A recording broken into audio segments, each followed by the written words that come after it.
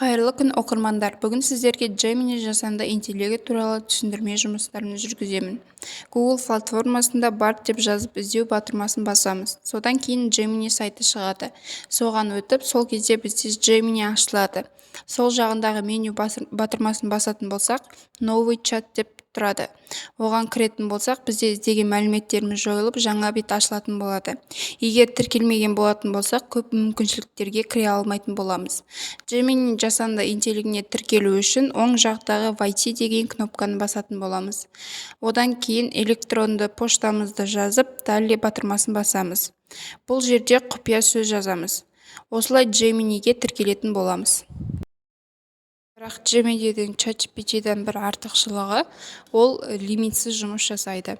Сіз тіркеліп, өзіңіздің қалаған мәліметтеріңізді ала аласыз.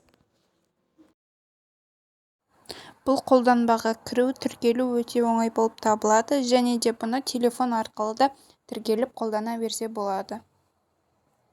Жоғарыдағы файл кнопкасын басатын болсақ, бізге сурет қоюға болатын болады. Енді қалай жұмыс жасайтынын көрейік.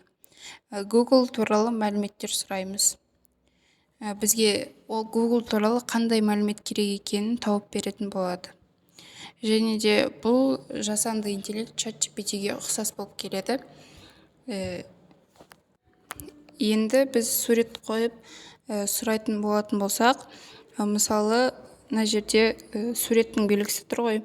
Соны басып, өзімізге керекті сурет таңдаймыз. Мысалы, мен политехтің суретін алдым. Бұл жерде не бейнеленген деп сұрап тұрмын. Бізге бұл Талдықорған жоғары политехникалық колледжінің бейнесі деп көрсетіп тұр бізге.